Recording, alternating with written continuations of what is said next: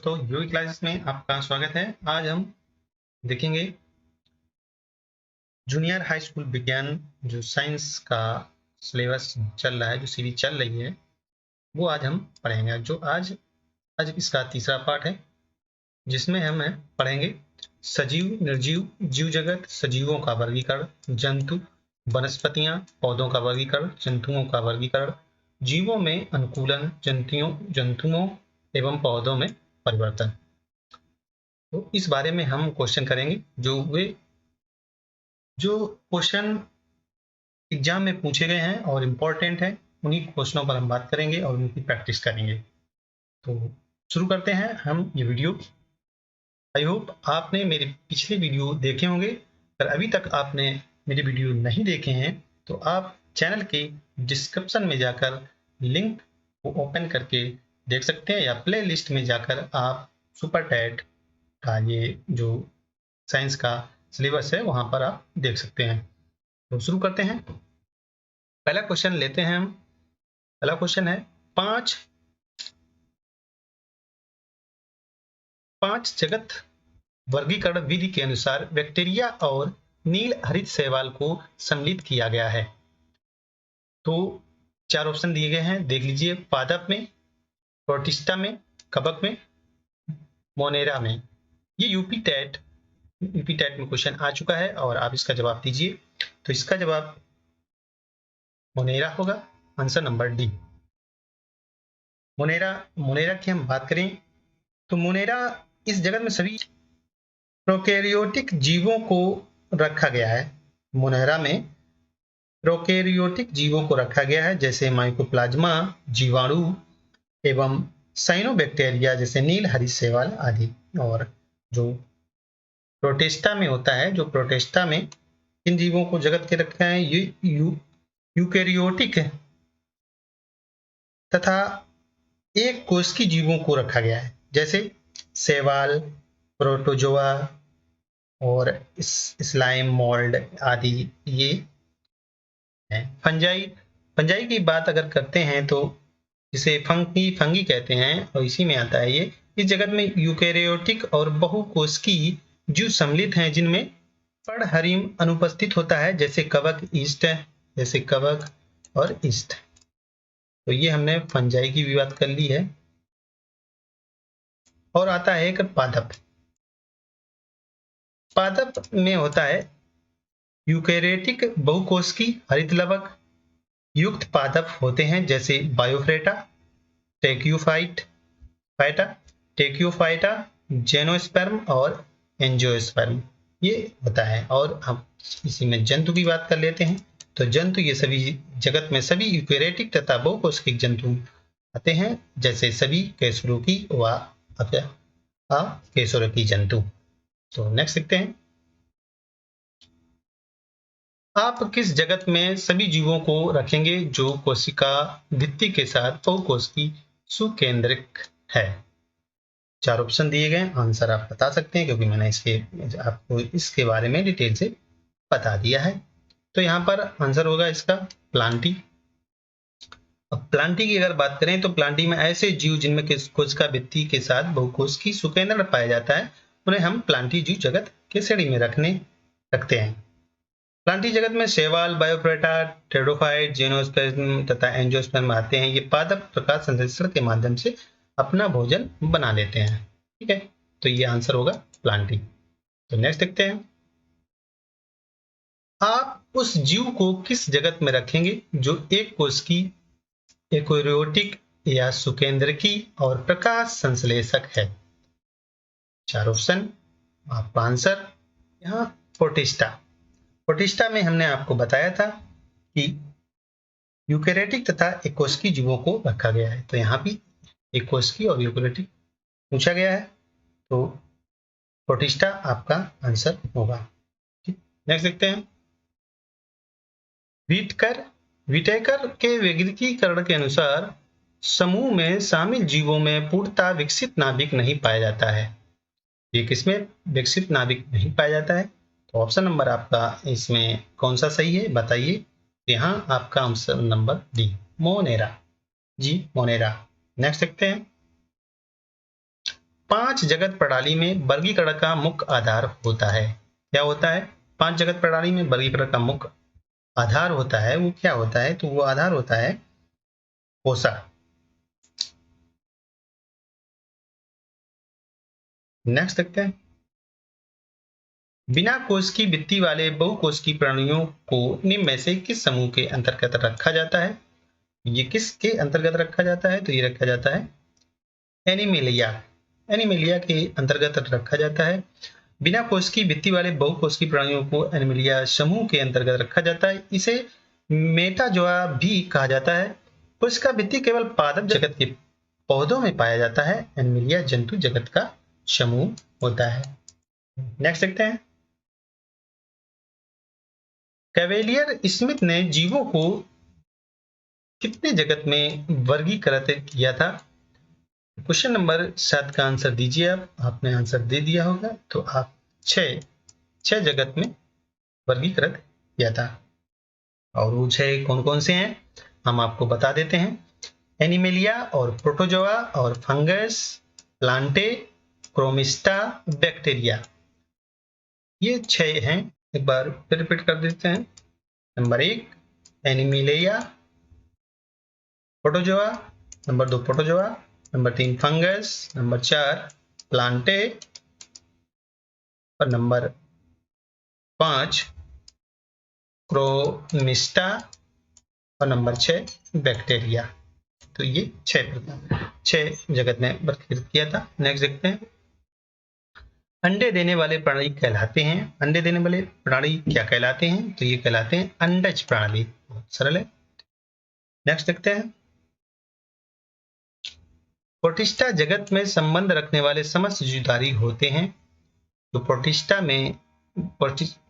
जगत में संबंध रखने वाले समस्त जीवधारी होते हैं, वो कौन से होते हैं? देखिए, एक कोशिकीय तथा यूकेरियोटिक, एक कोशिकीय तथा प्रोकैरियोटिक, बहुकोशिकीय तथा प्रोकैरियोटिक, बहुकोशिकीय तथा यूकेरियोटिक।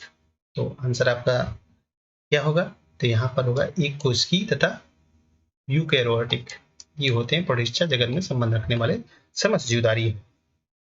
नेक्स्ट देखते हैं, नेक्स्ट है जो RH वैक्टिकर 1969 का 5 का वर्गीकरण जगत था, वो इस प्रकार था। मोनेरा, सभी प्रोकैरियोटिक जीव, माइकोप्लाज्मा, जीवाणु तथा नील हरित शैवाल। जो प्रोटिस्टा था वो प्रोटोजोआ, अमीबा, पैरामीशियम। फंजाई था वो कवक, मशरूम, ईस्ट। पादप पेड़ पौधे और जंतु कैसरुकी व अकैसरुकी जंतु। तो आपने इसको देख लिया होगा। नेक्स्ट देखते हैं, कैलोमेडोमोनेस इनमें से किस किंगडम वर्ग से संबंधित है? तो क्वेश्चन नंबर 10 का आंसर आप बताइए। तो इसमें आंसर होगा आपका किंगडम प्रोटिस्टा। नेक्स्ट देखते हैं, कैवेलियर स्मिथ ने जीवों को जगत में वर्गीकृत किया था। क्वेश्चन रिपीट है, तो इसका आंसर डी होगा। नेक्स्ट देखते हैं, एक कोशिकीय प्राणियों को वर्गीकृत किया जाता है, इसमें वर्गीकृत किया जाता है, इसका आंसर आप दीजिए। जी, प्रोटोजोआ के रूप में। आंसर होगा इसका प्रोटोजोआ के रूप में। नेक्स्ट देखते हैं, निम्नलिखित जंतुओं में से रोमैंथीरेमुनेट जंतुओं का समुच्चय चुनिए। यहाँ पर क्वेश्चन पूछा गया है कि यहाँ जंतुओं के रोमैंथी जंतुओं का समुच्चय चुनिए। तो समुच्चय इसका होगा भैंस, गाय और हिरण। तो जो जुगाली करने वाले जंतु को रोमांथी या रूमिनेट कहते हैं। इस प्रकार के जंतु भैंस, गाय, हिरण इत्यादि होते हैं। इनकी जो पाचन क्रिया है वो विशेष क्रिया में कुछ विशेषता पाई जाती है। इनके आमाशय के 4 भागों में बांटा गया है। ठीक है, तो जो जुगाली करते हैं उन्हीं को हम रोमांथी कहते हैं। नेक्स्ट देखते हैं, एक ही समय दोनों तरफ कौन सा प्राणी देख सकता है? जी बताइए आंसर। बहुत सरल है इसका। क्वेश्चन नंबर 14 का आंसर बताइए कि एक ही समय में दोनों तरफ कौन सा प्राणी देख सकता है? तो ये गिरगिट देख सकता है। नेक्स्ट देखते हैं, हिप्पोकैम्पस एक है। हिप्पोकैम्पस क्या है ये आपको पता होना चाहिए। स्तनधारी है या सेलिएंट रेट है या प्रोटोकार्डेट है या मीन। तो इसमें आप 4 ऑप्शन दिए गए हैं, आप इसका आंसर दे दीजिए। क्यों इंपॉर्टेंट है? क्योंकि यूपी टेट में आ चुका है और 2020 में आया हुआ है। तो इसका आंसर होगा मीन। हिप्पोकैम्पस है जो वो मीन है। हिप्पोकैम्पस क्या है? ये समुद्र में पाई जाने वाली मछली की एक प्रजाति है। इसका सिर घोड़े के समान होता है, इसलिए इसे समुद्री घोड़ा भी कहते हैं। हिप्पोकैम्पस को समुद्री घोड़ा भी कहते हैं। तो नेक्स्ट देखते हैं, संसार में पाया जाने वाला सबसे लंबा सर्प। क्वेश्चन है, जो संसार में पाया जाने वाला सबसे लंबा सर्प है वो कौन सा है? वाइपर, एनाकोंडा, बोआ, जालीदार अजगर। तो कौन सा है? इसी टेट में क्वेश्चन आ चुका है, इसका आंसर आप दीजिए। जी, जालीदार अजगर, डी। नेक्स्ट देखते हैं, क्वेश्चन नंबर 17, निम्नलिखित में से कौन सा एक अगोहिक जंतु है? अभी अगोहिक जंतु पूछ रहा है। इसमें 4 ऑप्शन है, देखिए। कायूनोडर्म, एनीलिंडा, आर्थ्रोपोडा, प्लेटीहेल्मिनेंथस।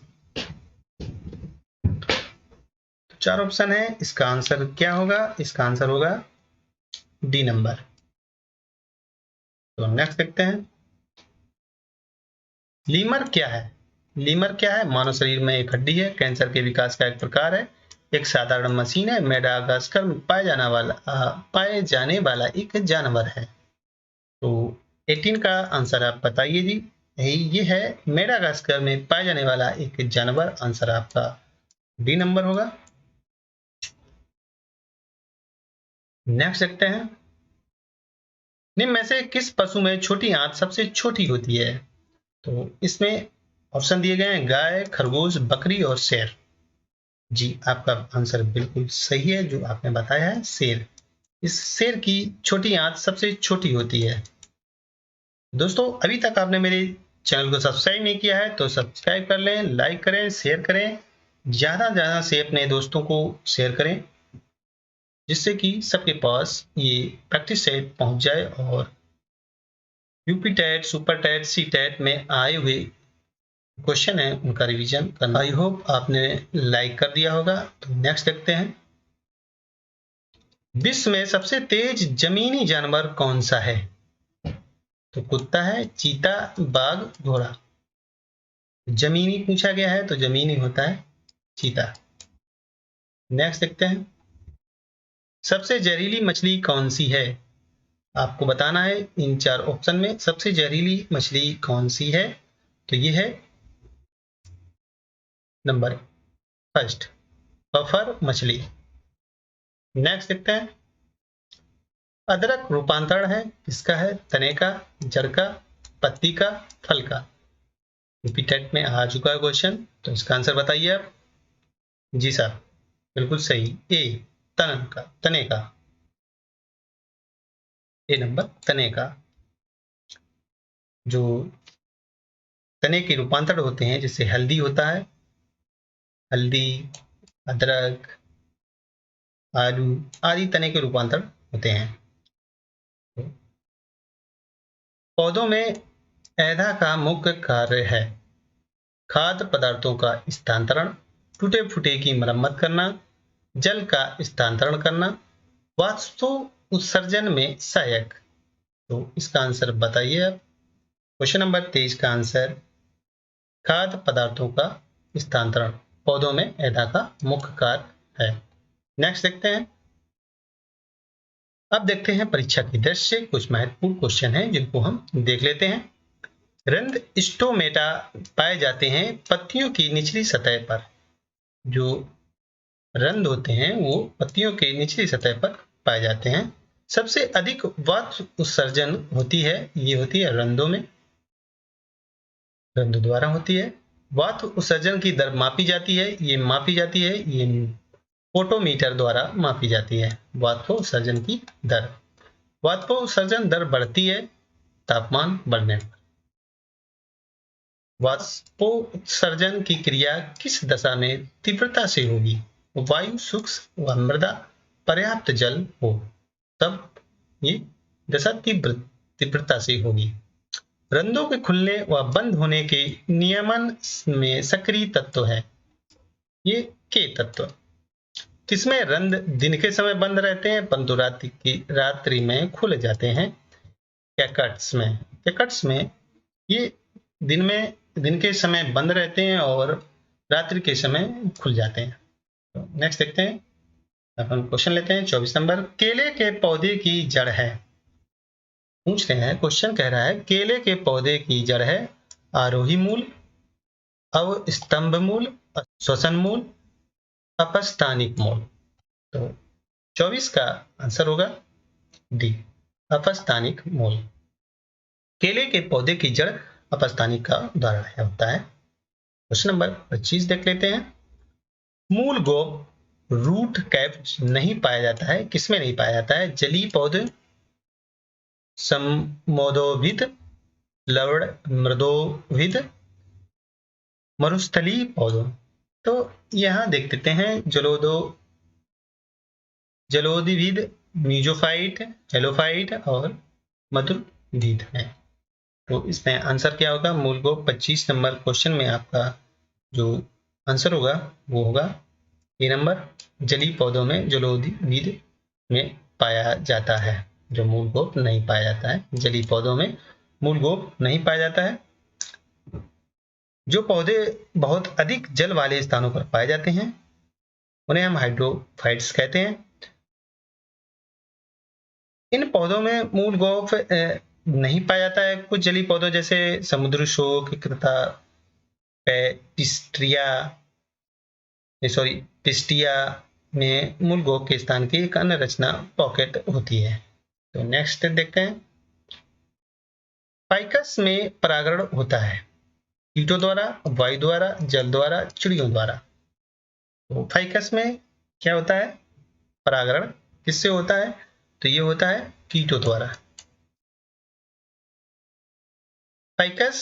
फाइकस को अगर मैं विस्तार करूं तो फाइकस गूलर में परागण कीटों द्वारा होता है, इसलिए हमें प्रायः गूलर के पुष्प अंदर छोटे छोटे कीड़े दिखाई देते हैं, देखा होगा आपने, तो वही कीटों द्वारा। जलीय तथा कटभक्षी पौधा है यूट्रिकोलेरिया, डायोनिया, ड्रोसेरा, इनमें से कोई नहीं। 27 नंबर का आंसर है वो है यूट्रिकोलेरिया, आंसर आपका होगा। ठीक है, नेक्स्ट देखते हैं। यहां मिलान करना है, दिया गया है खंड फर्स्ट में दिए गए पौधे के खाने योग्य भाग खंड 2 में मिलाइए। तो यहाँ आपको मिलाना है। देखिए, जड़ है, तना है, बीज है और फल है। इधर मूंगफली, सेब और गन्ना और गाजर, तो इनको आपको आपस में मिलाना है। तो जड़ क्या है इसमें? इस जड़ के देख लीजिए, इसमें मूंगफली जड़ है, सेब जड़ है, गन्ना जड़ है नहीं, तो यहाँ गाजर जड़ है। तो हम फर्स्ट का 4 से मिला देंगे। तना क्या है? तना गन्ना है। बीज क्या है? बीज मूंगफली है और फल सेब है। तो आपका आंसर बी नंबर होगा। नेक्स्ट देखते हैं। फिर हम देख लेते हैं परीक्षा की दृष्टि से कुछ इंपॉर्टेंट तत्व हैं जिसे हम पढ़ लेते हैं। जालिकावत सिरा विन्यास पाया जाता है, ये पीपल में पाया जाता है, जो पीपल का पेड़ होता है।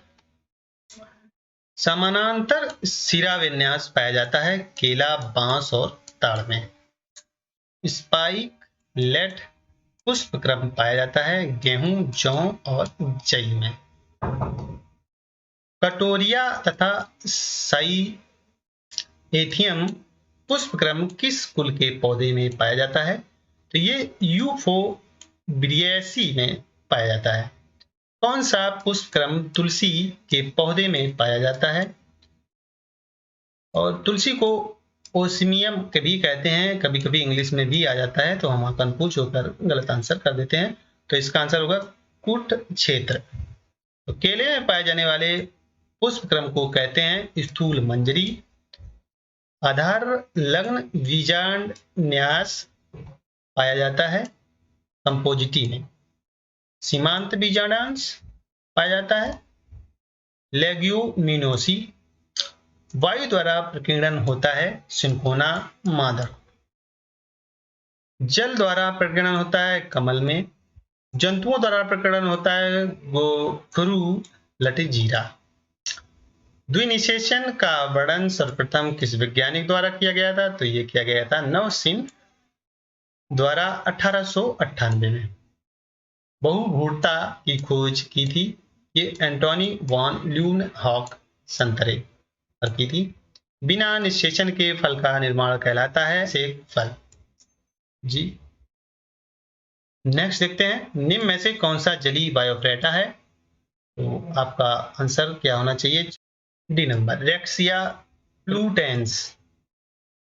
नेक्स्ट देखते हैं, वह फल जिसमें अखुंडी, पखुंडी, पुंकेसर व स्त्री केसर उपस्थित है कहलाता है? आपका आंसर होगा बी पूर्ण फूल।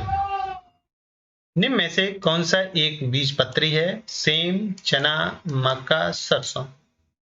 तो ये बिहार टाइप में आ चुका है क्वेश्चन, तो हम यहाँ पर आंसर इसका बता सकते हैं। तो इसका आंसर है सी, ये एक बीजी पत्री है। ठीक है, तो जो एक बीज पत्री है वो कौन कौन से हो सकते हैं? जैसे प्याज है, गेहूं है, मक्का है, गन्ना है, चावल है और आदि आदि और बहुत से हैं। तो आपका आंसर सी नंबर होगा। नेक्स्ट देखते हैं, रेशेदार मूल का उदाहरण है सरसों, चना, मक्का, गाजर। ये राजस्थान टैट में क्वेश्चन आ चुका है 2012 में।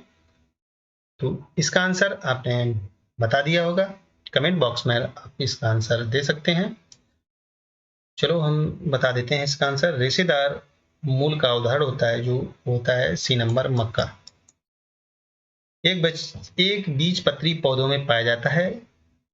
मक्का ही एक बीजपत्री पौधा है, रेशेदार मूल मक्का में पाया जाता है। ठीक है, जो एक बीजी पत्र होते हैं वही मूल रेशेदार होते हैं।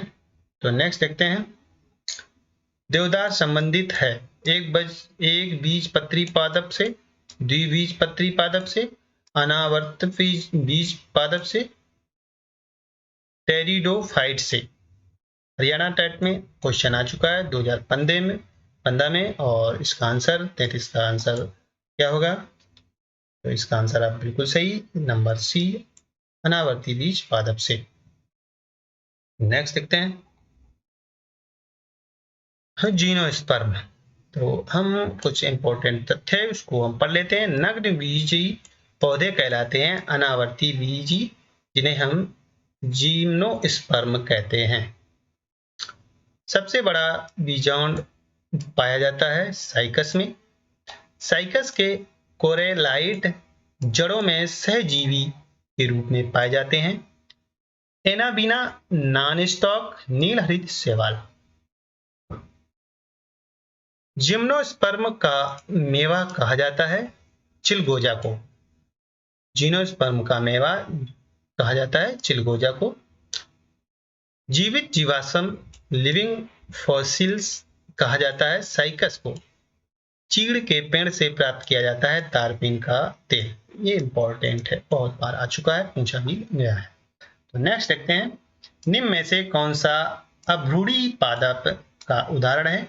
तो इफ्रेड्रा, टेरिडियम, रिकिक्स या यूलोथ्रिक्स। चार ऑप्शन में आपका आंसर, जी हाँ आपका आंसर बिल्कुल सही है, डी नंबर। नेक्स्ट देखते हैं, बायोफिल्म पत्थर चटा में जनन होता है तने द्वारा, पत्ती द्वारा, पुष्प द्वारा, जड़ या मूल द्वारा। तो आपका आंसर 35 का आंसर क्या है? ये होता है पत्ती द्वारा, जनन इसका होता है पत्ती द्वारा। नेक्स्ट देखते हैं, निम्न में से कौन सा पूर्ण स्तंभ परजीवी है? तो आपका आंसर कौन सा होगा? विस्कम, अमरबेल, रेप्लेसिया, चंदन। तो 36 का आंसर जल्दी से दीजिए, वीडियो हमारा लंबा हो रहा है, पर प्रैक्टिस हम कर रहे हैं तो कोई बात नहीं। 36 का आंसर होगा आपका बी, अमरबेल। नेक्स्ट देखते हैं, पौधों की चालनी नलिका कोशिकाओं और स्तनधारियों की लाल रक्त कोशिकाओं की संरचना में एक विशेष समानता है। कौन सी समानता है? हरित लवक की अनुपस्थिति, कोशिका भित्ति की अनुपस्थिति, होमोग्लोबिन की अनुपस्थिति, केंद्रक की अनुपस्थिति। ये सीटेट में 2011 में आ चुका है। तो इसका आंसर आप बताइए। 37 का आंसर डी नंबर, केंद्रक की अनुपस्थिति।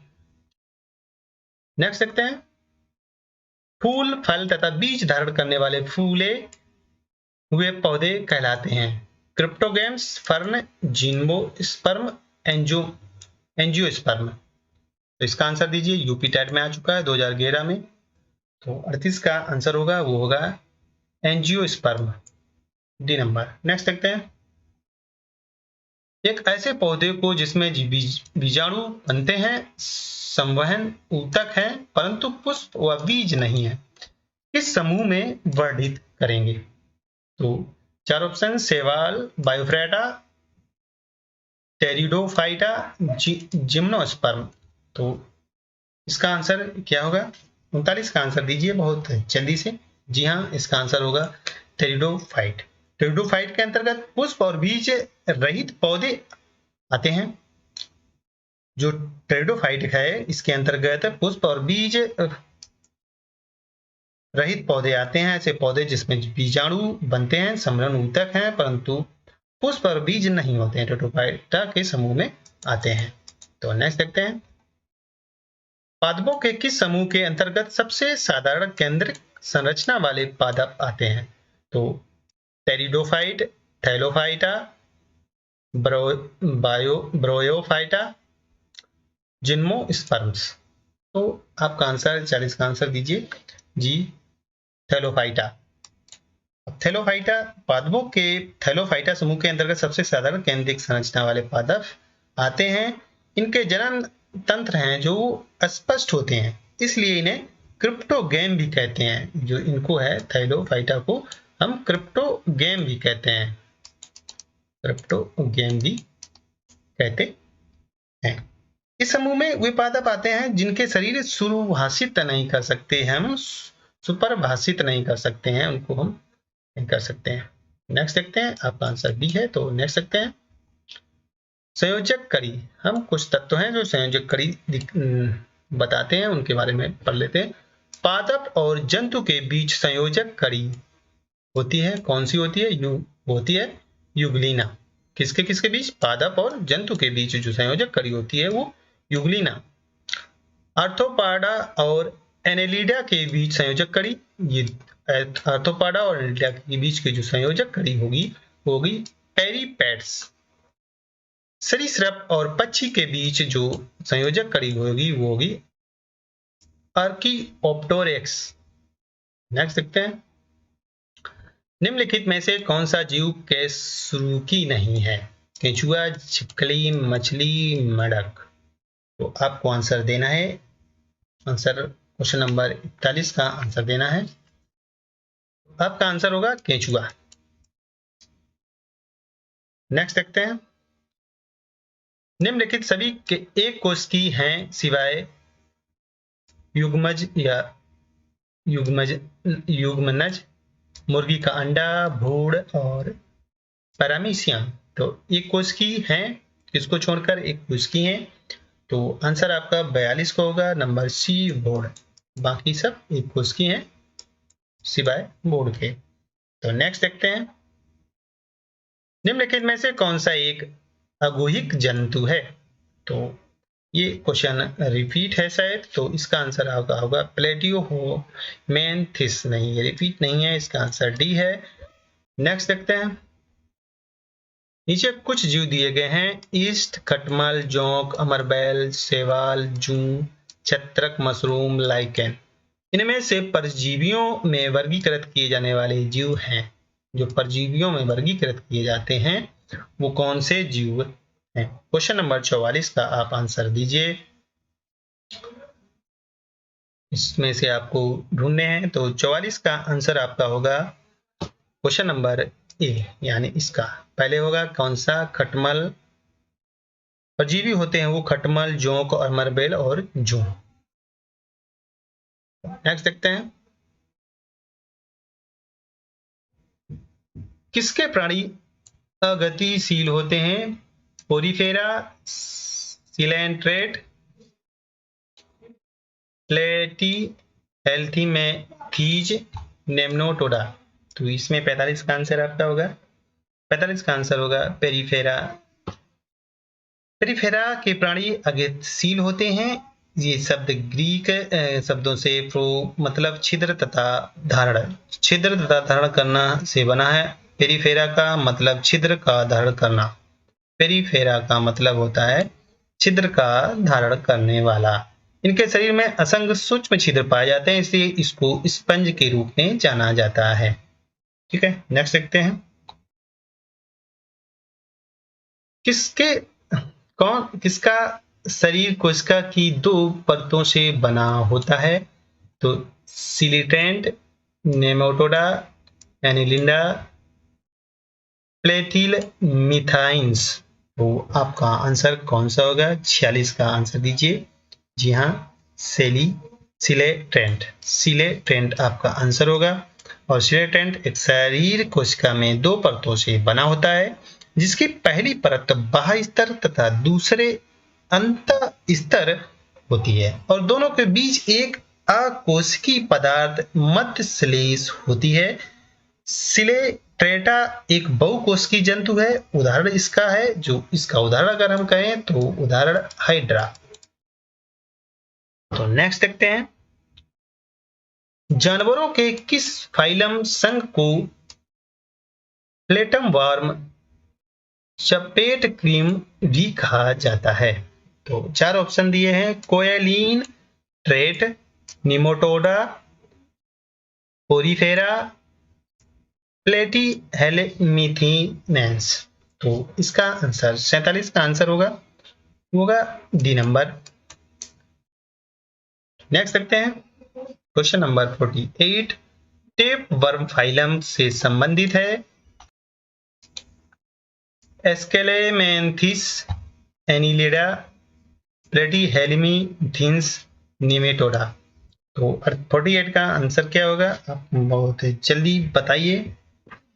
तो 48 का आंसर होगा सी नंबर, प्लेटीहेल्मिथीन्स।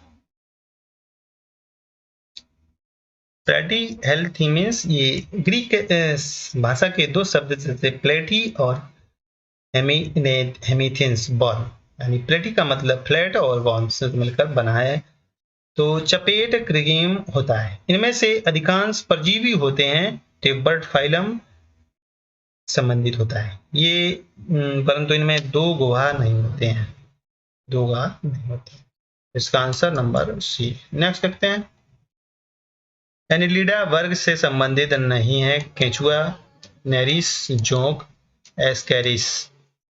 49 का आंसर क्या होगा? जी नंबर, इसका एस्केरिस होगा। क्वेश्चन नंबर आंसर डी होगा इसका। और एनिलिडा वर्ग है जो एनिलिडा वर्ग के रिंग वर्म्स या सैंड वर्म्स के रूप में भी जाना जाता है। ये एक बड़ा फाइलम है जिसमें 1000 से अधिक ज्ञात प्रजातियां हैं, जिनमें रिंग वर्म, केंचुआ, नेरिस, जोंक आदि शामिल हैं।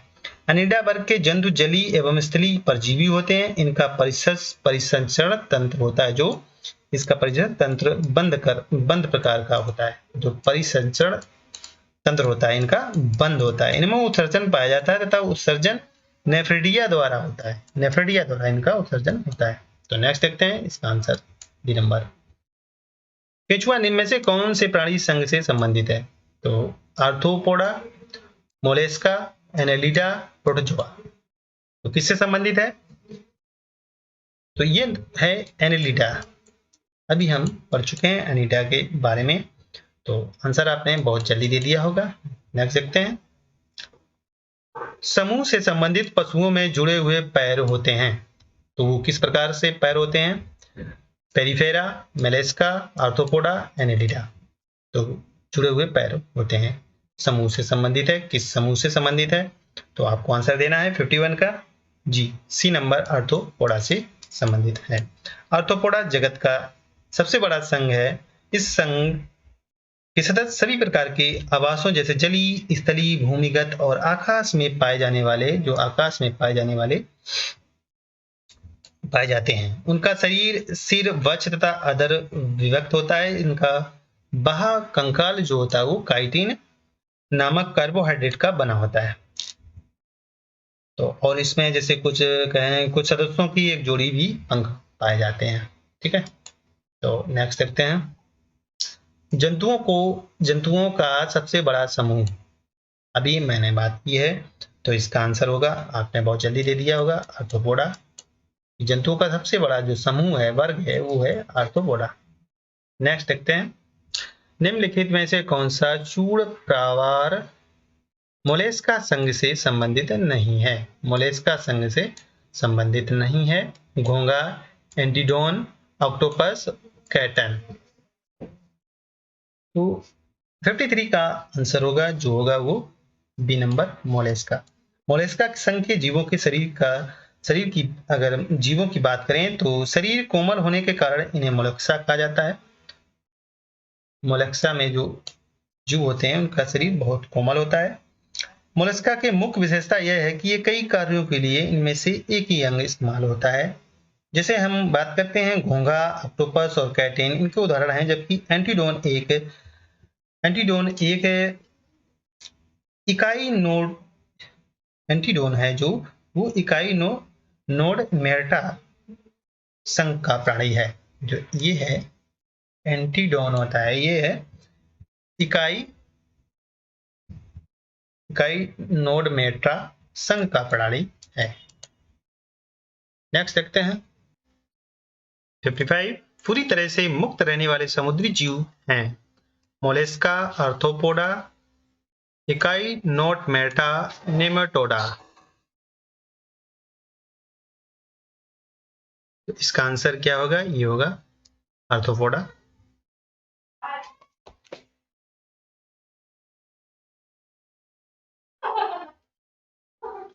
काय पूरी तरह से मुक्त रहने वाले समुद्री जीव हैं मोलेस्का, आर्थ्रोपोडा, इकाइनोड मेटा, नेमाटोडा। ऑप्शन आपका सही होगा सी नंबर, इकाई नोट मेटा। इकाई नोट मेटा संघ के समुद्री जीव जैसे तारा मछली, सी आर्चिन तथा ब्राटील तारा पूरी तरह से मुक्त रहने वाले समुद्री जीव होते हैं। इकाइनोमेटा में जीव द्विपार्श्विक एंड डिटोरोस्टोमी यूसिलोमेटिव होती हैं, जिनकी त्वचा खुरदुरी, दृढ़ और कैल्शियम युक्त होती है। तो वो इस तरह से होते हैं, समुद्री जीव होते हैं जो मुक्त रहने वाले समुद्री जीव होते हैं। नेक्स्ट देखते हैं। स्टारफिश समूह से संबंधित हैं एकाइनोटोमेटा, एनालिडा, पेरिफेरा, नेमेटोडा। तो इसका आंसर होगा 56 का आंसर होगा ए। नेक्स्ट देखते हैं 57। उभयचरों और अधिकांश सरीसृपों में होता है 1 कच्छी हृदय, 3 कच्छी हृदय, 2 कच्छी हृदय, 4 कच्छी हृदय। तो इसका आंसर क्या होगा? जी हाँ, इसका आंसर होगा 3 कच्छी। जो अधिकांश सरीसृप में होते हैं वो 3 कच्छी हृदय वाले होते हैं। नेक्स्ट देखते हैं उभयचर में क्या पाया जाता है? शक्ल के साथ सूक्ष्म और ग्रंथि विहीन त्वचा होती है। पंखों के साथ सूक्ष्म और ग्रंथि विहीन त्वचा होती है। बालों के साथ ग्रंथि वाली त्वचा होती है। बिना पंखों के ग्रंथि वाली त्वचा होती है। तो इसका आंसर क्या होगा? 58 का आंसर होगा आपका डी नंबर, बिना पंखों की ग्रंथि वाली त्वचा होती है जो उभयचर में होती है। नेक्स्ट देखते हैं वर्ग सरीसृप में शल्क के साथ सूक्ष्म और ग्रंथि विहीन त्वचा होती है। बालों के साथ ग्रंथि वाली त्वचा होती है। पंखों के साथ सूक्ष्म और ग्रंथि विहीन त्वचा होती है। बालों के साथ सूक्ष्म और ग्रंथि विहीन त्वचा होती है। तो ये 4 ऑप्शन में से आपका आंसर कौन सा सही है? तो आपने आंसर दे दिया होगा, जी हाँ, ये नंबर जो कि वर्ग सरीसृप में होता है, जो रेप्टिलिया होता है, जो सरीसृप भी कहते हैं। वर्ग के सभी जंतु जमीन, दीवारों तथा पेड़ आदि पर रेंग कर चलते हैं। इन्हें हम सरीसृप कहते हैं। इनकी त्वचा में एम्फीडर्मल श्रृंगी शल्क पाए जाते हैं। इनका अंतःकंकाल अस्थि का बना होता है और इनकी त्वचा रूखी ड्राई होती है क्योंकि इसमें ग्रंथियां नहीं होती हैं। तो आपका ऑप्शन ए नंबर सही है। नेक्स्ट देखते हैं सबसे बड़ा स्तनपायी मैमल्स मेमल्स भी कहते हैं इसको, और ये इंग्लिश में भी आ जाता है। कौन सा है?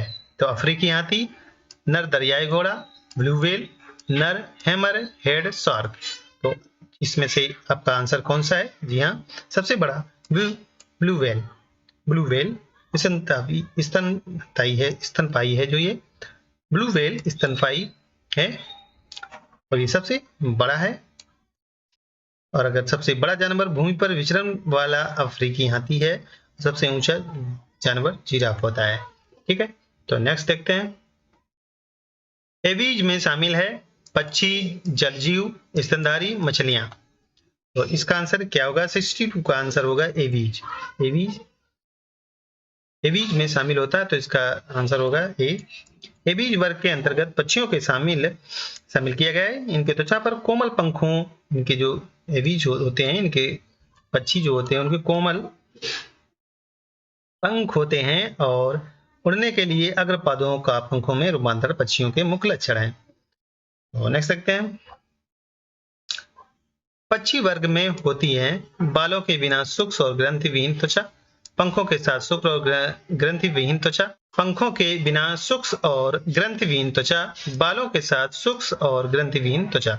तो इसमें आपका आंसर होगा 63 का आंसर होगा आपका बी नंबर, पंखों के साथ सूक्ष्म और ग्रंथि विहीन त्वचा। तो नेक्स्ट देखते हैं। हाथी, भालू तथा गैंडा किस जाति के जीव हैं? तो ये किस जाति के जीव हैं? ऑप्शन है पक्षी, स्तनधारी, उभयचर और सर्प। तो आपको आंसर बताना चाहिए। बिल्कुल आप जी साहब, आपका आंसर बिल्कुल सही है, ये स्तनधारी हैं। आंसर नंबर आपका बी सही होगा। नेक्स्ट देखते हैं। 65 पृथ्वी पर सबसे अधिक बुद्धिमान स्तनधारी है, तो वो कौन सा है? देखिए, डॉल्फिन, हाथी, हिरण, हिप्पोस। तो आपका ऑप्शन क्या होगा? 65 का आंसर जल्दी से बताइए। जी हाँ, डॉल्फिन पृथ्वी पर सबसे बुद्धिमान स्तनधारी डॉल्फिन है। ये 5 अक्टूबर 2009 को गंगा डॉल्फिन को भारत का राष्ट्रीय जलीय जीव घोषित किया गया है। जी साहब, तो इसका आंसर ए है। नेक्स्ट देखते हैं। निम्नलिखित में से मत्स्य वर्ग की विशेषता क्या नहीं है? तो क्या इसकी विशेषता क्या नहीं है? स्यूडो कॉलम की उपस्थिति, हड्डी उपस्थिति का अंत कंकाल, गलफड़ों के द्वारा सांस लेना, सब तल का बही कंकाल। तो 66 में इसका आंसर क्या होगा? आंसर इसका आप बताइए। जी हाँ, ए स्यूडो कॉलम की उपस्थिति। मत्स्य वर्ग की विशेषताएं होती हैं इनकी त्वचा जो सल का तो प्लेटों की से ढकी होती है। इनमें श्वसन क्रिया के लिए क्लोम गलफड़े पाए जाते हैं, जिसके द्वारा जल विलीन ऑक्सीजन O2 का उपयोग करते हैं। ये अम्लतापी होते हैं तथा इनका हृदय द्विकक्षिका होता है। ये अंडे देती हैं। इनका कंकाल हड्डी उपस्थिति का बना होता है। तो आपका आंसर ये होगा ए। तो हमने कुछ सारी बातें बता दी हैं आपको, आपकी ध्यान में रहना चाहिए। तो नेक्स्ट देखते हैं। दिए गए विकल्पों में से निम्नलिखित कथन के लिए सही विकल्प का प्रयोग करके रिक्त स्थान भरें। तो एक यहाँ रिक्त स्थान है और कह रहे हैं एक सही मछली है। तो यहाँ मछली बतानी है cattle fish, jelly fish, dog fish और सांप। तो यहाँ 4 ऑप्शन दिए गए हैं, आपको आंसर बताना है। तो यहाँ आपने जान लिया होगा, बहुत सरल है, डॉग फिश ये एक प्रकार मछली है। स्कोलियोडन मत्स्य वर्ग के अंतर्गत आने वाली एक सही मछली है। आपको ज्ञात होना चाहिए कि हिप्पोकस या समुद्री घोड़ा, कैटफिश आदि भी मत्स्य वर्ग के प्राणी हैं। ठीक है, तो नेक्स्ट देख लेते हैं। पराग ट्यूब का विकास भूमि अनुकूलन में इसका एक महत्वपूर्ण चरण है। फिनोफाइट, बायोफाइट्स, स्पेमेटोफाइट्स, साइकेडोफाइट्स। तो इसमें ऑप्शन कौन सा होगा? आपका आंसर बताना है। ये आपका क्वेश्चन नंबर 68 है। तो जी हाँ, आपने आंसर बिल्कुल सही बताया है। सी नंबर आपका आंसर है। पराग ट्यूब का विकास भूमि के अनुकूलन स्पेर्मेटोफाइट्स का महत्वपूर्ण चरण है। ठीक है, तो नेक्स्ट देखते हैं। पितरस्थ अंकुरण विशेषता है जलीय पौधे की, मरुस्थलीय पौधे की, मैनग्रोव पौधों की, झाड़ियों की। तो 69 का आंसर आपको बताना है। 69 का आंसर है जी हाँ, बिल्कुल सही, मैनग्रोव पौधों की। तो मैनग्रोव पौधों की अगर बात करें तो ये प्रत्यक्ष अंकुरण एक विशिष्ट अनुकूलन प्रयाग है, अनुकूलन है बीजों को अंकुरित होने के लिए ऑक्सीजन आवश्यकता होती है। लवड़ी दलदल में ऑक्सीजन की कमी होती है। बीज मात्र पौधे पर फल के अंदर रहते हैं, अंकुरित हो जाते हैं। इसे ही हम गुड़ को प्रत्यस्थ अंकुरण कहते हैं। ठीक है, प्रत्यस्थ अंकुरण कहते हैं। तो इसका आंसर सी नंबर। नेक्स्ट देखते हैं, ये रिपीट क्वेश्चन हो गया, तो इसका आंसर सी नंबर है। रेगिस्तानी पौधों की वह त्वचा पर मोम जैसे पदार्थ की परत पाई जाती है। यह पदार्थ है सेलुलोज, लिग्नन, पेक्टिन, क्यूटिन। तो आपका ऑप्शन बताइए कौन सा आंसर होगा? D, cutin.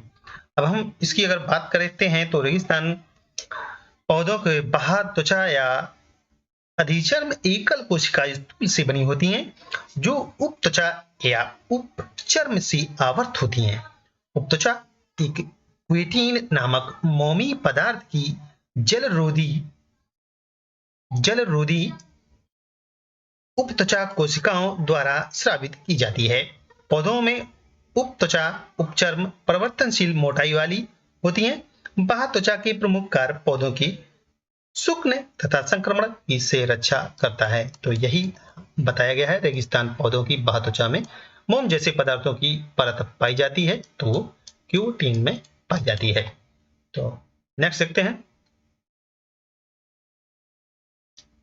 निम्नलिखित में से किसमें रंध्र गहरे गड्ढों में पाए जाते हैं? तो हम यहाँ ऑप्शन देख लेते हैं, सूक्ष्मोदभेदी, जलोदभेदी, मध्योदभेदी, लवणोदभेदी।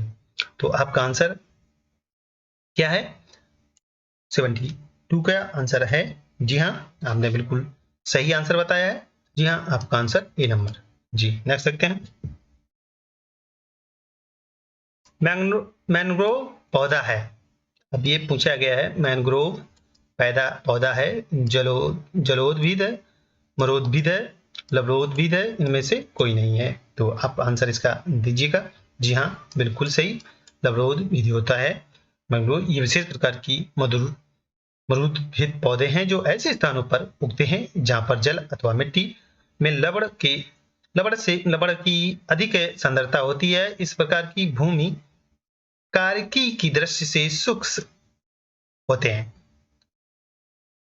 अगर हम बात करेंगे तो ये कहाँ पाई जाती है? हमारे देश में मुंबई और केरल, अंडमान व निकोबार द्वीप समूह के समुद्री तट, वेलांचली अनुवनों में पाए जाते हैं। तो ये इसका आंसर सी नंबर होगा। ठीक है, नेक्स्ट देखते हैं, स्थिर तैरक पौधे का उदाहरण है फिक्स्ड फ्लोटिंग। स्थिर तैराक या तैरता हुआ फिक्स्ड फ्लोटिंग पौधे का उदाहरण है एविसीनिया, हाइड्रीला, टाइफा, निम्फिया। तो 74 का आंसर क्या होगा? जी हाँ, डी, निम्फिया। ये जलकुंभी नेफियसी कुल का एक स्थिर तैरक फिक्स्ड फ्लोटिंग पौधा है, जिसमें गोल लंबा प्रकंद जलाशय की भूमि में कीचड़ में धंसा रहता है तथा लंबे पर्णवर्त के द्वारा पत्तियां जल की सतह पर तैरती रहती हैं, जैसे एजोला, समुद्रशोक तथा पिस्टिया आदि। तो हम इसका आंसर डी होगा। ठीक है, ओके, नेक्स्ट देखते हैं, समुद्री दलदल में उगने वाले पौधे हैं यूफोरिया तथा नेरियम, टाइफा तथा रेननकुलस, राइजोफोरा तथा सोनेरेसिया आर्कडिस। तो आपका ऑप्शन होगा 75 का आंसर क्या होगा? जी हाँ, सी नंबर ये होगा, राइजोफोरा तथा सोनेरेसिया। इसकी अगर हम बात करें तो ये जड़ें ऋणात्मक गुरुत्वाकर्षी होती हैं, इन पर अनेक छिद्र होते हैं, जड़ श्वसन का कार्य करती हैं। इन्हें श्वसन मूल भी कहते हैं, जैसे सोलोनेसिया तथा एवेनेसिया आदि। राइजोफेरा में पॉप मूल भी होते हैं जो पौधों को दलदल वाली भूमि में स्थिर रखते हैं। ठीक है, तो नेक्स्ट देखते हैं, नांगफनी में तना हरा, चौड़ा व मसाल होकर पत्तियों का कार्य करता है। इसे कहते हैं पूर्ण का स्तंभ, पर्णवृंत, संयुक्त पर्ण।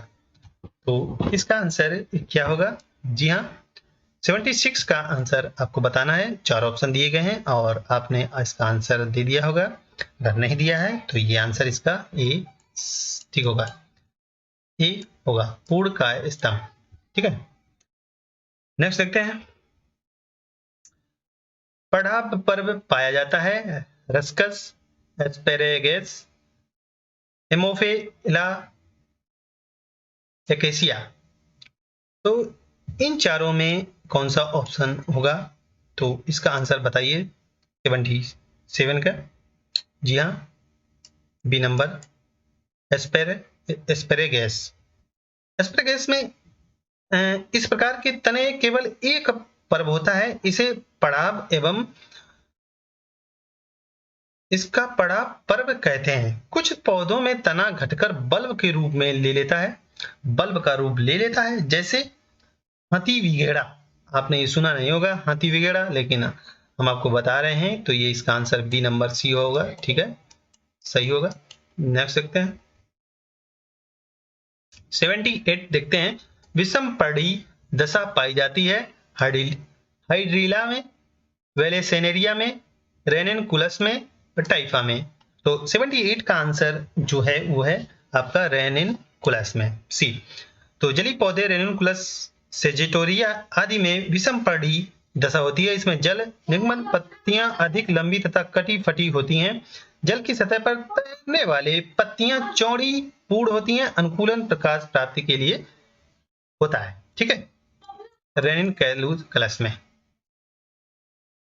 मेढक के लार्वा का वयस्क में रूपांतरण को कायांतरण कहते हैं। कायांतरण का नियमन होता है। तो ऑप्शन इस प्रकार हैं: थायरैक्सिन हार्मोन से, वृद्धि हार्मोन से, एड्रेनालिन हार्मोन से, इंसुलिन हार्मोन से। तो इसमें 4 ऑप्शन दिए गए हैं। इसका आंसर आपने देना है। तो आज आपने इसका आंसर दे दिया होगा। जी हाँ, तो मेढक के लार्वा का वयस्क में रूपांतरण को कायांतरण कहते हैं। तो इसका आंसर होगा थायरैक्सिन हार्मोन्स, ए नंबर होगा। और मेढक में कायांतरण का नियमन थायरैक्सिन नामक हार्मोन से होता है। यह आयोडीन से निर्मित हार्मोन्स है जो डाई आयोडोथायरोनिन तथा टेटा आयोडोथोराइनिन के रूप में पाए जाते हैं। प्रायोगिक रूप से यह देखा गया है कि जल में आयोडीन तथा थायराइड तत्व को मिलने पर टेडेफोल का कायांतरण की गति तीव्र हो जाती है। ठीक है, तो ये थायरैक्सिन हार्मोन से बनता है, तो नियमन होता है। ठीक है, नेक्स्ट देखते हैं। टेडेफोल के कायांतरण के लिए जल में निम्नलिखित में से किस तत्व की उपलब्धता आवश्यक है? Chlorine, bromine, sulphur, iodine. तो 80 का हम देखते हैं। जी हाँ, इसका आंसर होगा आयोडीन। तो अभी हमने बात की है कि इसमें किस तत्व की होती है, तो आयोडीन के तत्व की होती है। तो नेक्स्ट देखते हैं। वही क्वेश्चन रिपीट है, तो इसमें हम आंसर इसका आयोडीन होगा। और ये लास्ट क्वेश्चन था। तो आई होप आपको मेरा वीडियो बहुत अच्छा लगा होगा। अगर अच्छा लगा हो तो लाइक करें, शेयर करें, कमेंट जरूर करें। अगर कोई डाउट हो या कोई राय है आपकी, तो आप जरूर सलाह दें। और हम इसी तरह से नए वीडियो, अच्छे वीडियो आपके लिए इम्पोर्टेंट लाते रहेंगे। बस आप वीडियो को लाइक करते रहें, शेयर करते रहें।